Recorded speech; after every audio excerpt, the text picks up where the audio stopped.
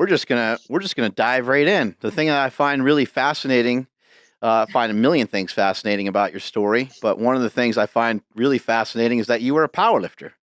Oh, brother, I was big time powerlifter, man. Big time. I love on the cover of this book that you have coming out December 4th, Can't Hurt Me.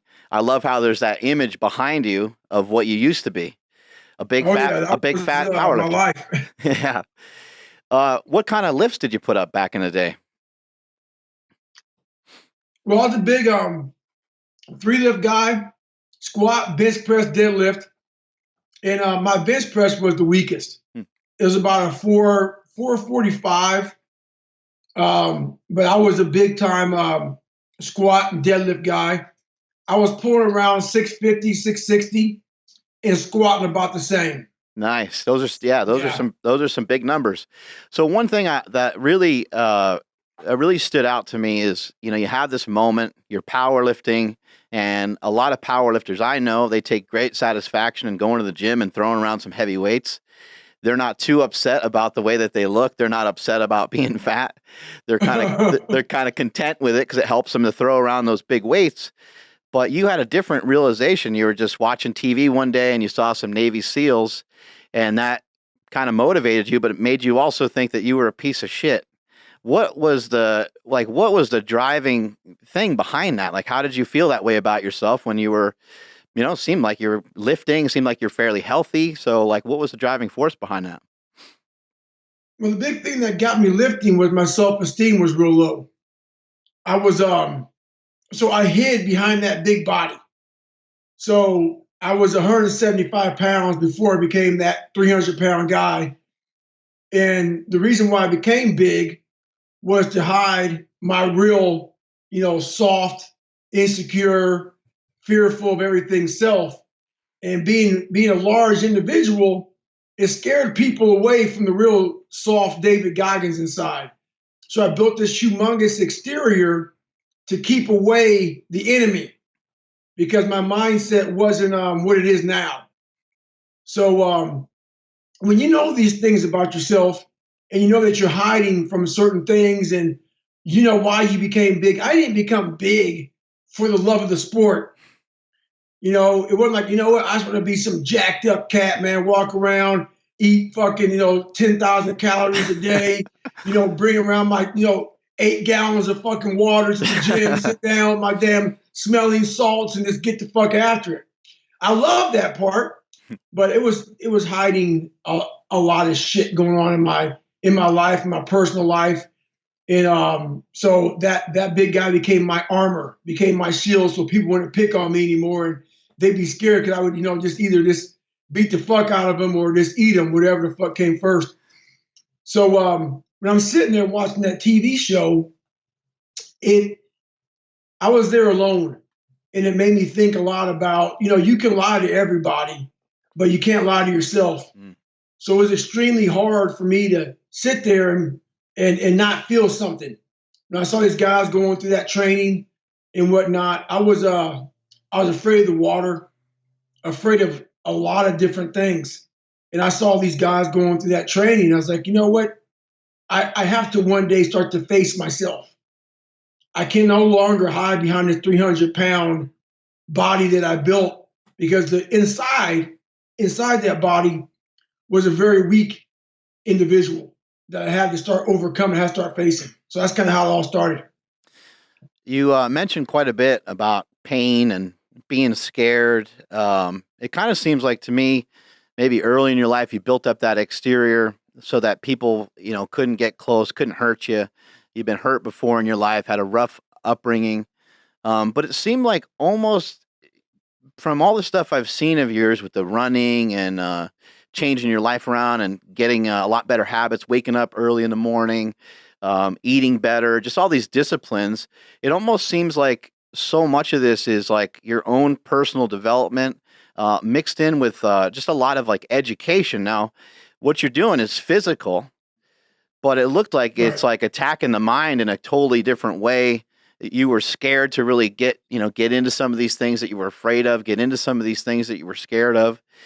Did you at one point just decide to lean into all that? Were you like, you know what? this is where the magic is. This is where the gold is. I just need to lean into that shit. It kind of happened that way. Basically, I had a list in my head. We all have this list in our head, this magical list of all this shit that we don't want to even do because it scares it scares the crap out of us, or it makes us feel like we're not good enough. We all have the list. We all have it. So I had a humongous list of insecurities and crap, being called nigger growing up, and my dad beating the hell out of me and having learning disabilities, stuttering, all kind of shit. Growing up, we lived in a $7 a month place for a long time. I had all kind of crap going through. My soon-to-be stepdad got murdered. I had all kind of just demons that just made me just afraid of everything. And I designed this program myself. When I realized I had this voice, we all have this voice in our head, whether you believe in God or whatever the hell you believe in or don't believe in, whether you believe in yourself. There's always this voice in our head telling us different things.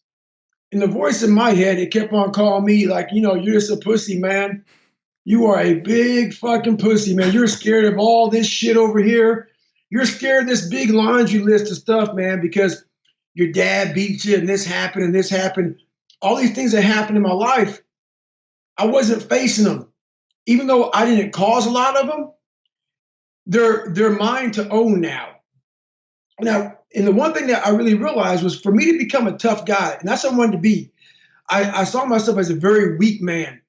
And for me to be hard and be tough, I had to start going over to that list, that scary list, to start facing that, because I knew over there I was going to find a whole new person. Because if I kept on doing the things that made me feel comfortable, I was going to continue being that same person I always was, the lying, insecure, fearful person living in this nice, comfortable life of mine.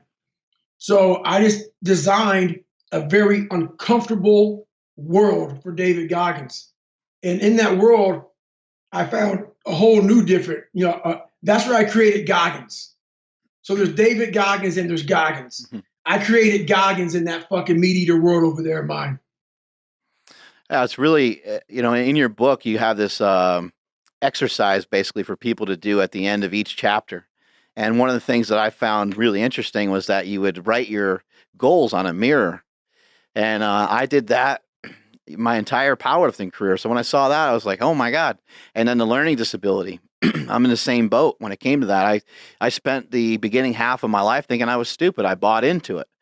I was like, man, maybe they're right. Maybe I am dumb. And then even as I progressed and became fairly successful in terms of what I was able to lift in powerlifting, I still kind of thought I was dumb. I still didn't think I was worth enough to like coach people.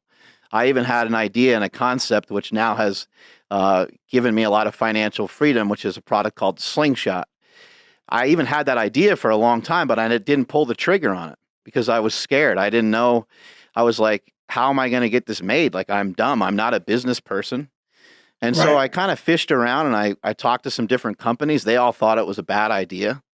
And eventually I bought into that too. I was like, yeah, it is a bad idea. It probably is a bad idea. I'm dumb. Like, why would it be a good idea? And then my oldest brother, almost 10 years ago to this day, passed away. My oldest brother, Mike, he had drug and alcohol addictions. And he kind of sounds like he dealt with a lot of things that you dealt with at a point where he didn't feel like he had much self-worth. But at that point, I realized life was short, man. Life is short, and I better start attacking some of these stupid things that I'm scared of. I don't even really know how scared I am of them because I never actually even really tried. I just am petrified or terrified of them, and I never even really put any effort in it. How do I know what it looks like for me to do business if I never even tried it? And that was a point that I was at. But once my brother passed, it kind of flipped a switch, and I started setting goals, and I started doing things like you mentioned, writing your goals on the mirror. Well, yeah, it helped me out a lot, man. And I started with very small goals. It wasn't like I went out there and, I started out real big and I realized that the big goals were just crushing me, because they weren't happening fast enough. And I had to start making big things very small. And I had to take a lot of pride and a lot of a lot of satisfaction from the fact that, I had to lose 106 pounds in like less than 3 months. Wow. Which was an impossible task for anybody to do. So instead of looking at 106 pounds, man, I was happy to lose a pound. I was happy to run a quarter mile because you know how it is as a power lifter, man. You're not running anywhere. Yeah. You know, you're not. You know, I mean, for me, when I was a power lifter, man, I was so crazy about calorie content and losing calories that I hated even walking to the refrigerator. You know, I didn't want to lose. I didn't want to lose any calories because I knew losing calories meant losing strength. So I was a freak about all that stuff, man. So I had to totally flip my mindset about all that stuff and just find very small goals and start achieving them, being proud of myself through those small goals that I accomplished. With you know, a lot of people are listening to this right now, and a lot of people probably feel they're not worth a shit. They probably feel like crap about themselves. What is something that you're able to share with people that can help flip a switch, or is there anything, you know, or do they just need to come to their own realization? They need to hit bottom. They need to go through some shit first in Right. order to get there. Like, what are your thoughts on that? Well, you know what's funny, man, is that I'm not speaking for every big guy by any means, but I was once the big man. And I realized a lot of us big guys, man, we got some serious demons. You know, I hung around big guys, and we all, you know, we'd all break down, and we started talking about our personal lives and how fucked up we all are. And you know, hey, why did you become big, man? We all had almost a similar story of insecurities, Yeah. and you know, walking around in the airport looking like a gargantuan, man. People look at you differently, and you get a little more self-esteem. So I'm gonna be talking to a few of us out there when I say this, man. The biggest thing in life that you have to do is you have to be proud of yourself. You have to start developing that personal self-esteem. And it has to be something that it's an internal thing. And it has to come from a lot of hard work and dedication. And you really have to, I call it like right now, I see your headphones on your head. I walk around life with so-called headphones on my head, man. I don't, you know, really wear them, obviously, but I just have these earmuffs on that I silence out the noise. I silence out the judgment. I silence out the self-doubt. I silence out all the naysayers. And, you know, those people get in our head.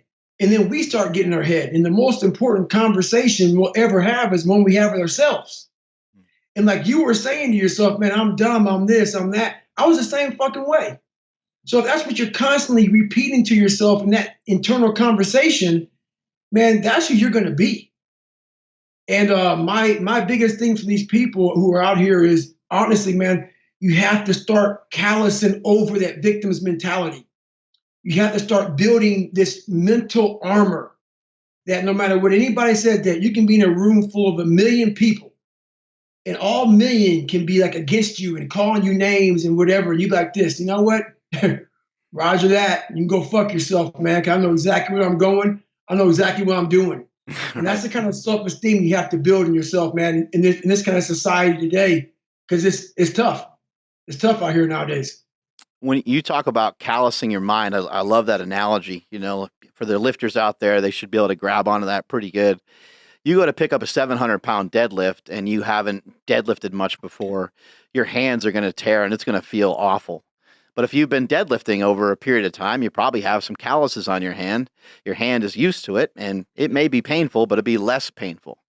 Have you been able to lower the pain that you go through every time you go to do something that might be scary? Like, I know now, like, you're a public speaker, like, and getting up in front of people when you used to be this fat guy that didn't feel very good about himself, that's got to be really hard. But have you lowered, have things been less scary, or are you still as scared as you were when you were young? Oh no, man, things are less scary for sure. So when I was in 6th grade, we had a play, and I used to stutter real bad, man. I mean, like I couldn't say a fucking word without just going off on my stuttering, man. So whenever I'm in front of people, I tell them that I literally walked off a stage 'cause I couldn't get the damn. I had one line to say in 6th grade, one line, and I literally walked off stage 'cause I couldn't say the line. So I get in front of these people, and I speak for an hour and a half. And I look at them before I start speaking, and I say, my God, this is pretty amazing. When I was a young kid, I couldn't even stand in front of 2 people to speak in front of them. And where I'm getting at is I found great power in facing my fears. And by doing that, it gave me such confidence to stand in front of a lot of people because I now know a lot of us are going through so much shit, but I had the guts to face it. I had the guts to tell people how messed up I am, how messed up I was, the struggles I'm going through. Very few people have that in them to do that on a public platform, and that gives you a lot of confidence when you finally get to the point when you really mean I don't give a fuck what you think about me. There's a lot of power in the fact that you can stand up in front of people and look at them, and if you mess up or if you whatever, if you start stuttering, you don't care. And to have that kind of mindset, I'm finally there now through facing myself. So yeah, all those things I don't fear too much anymore, man. And if I do, I attack it.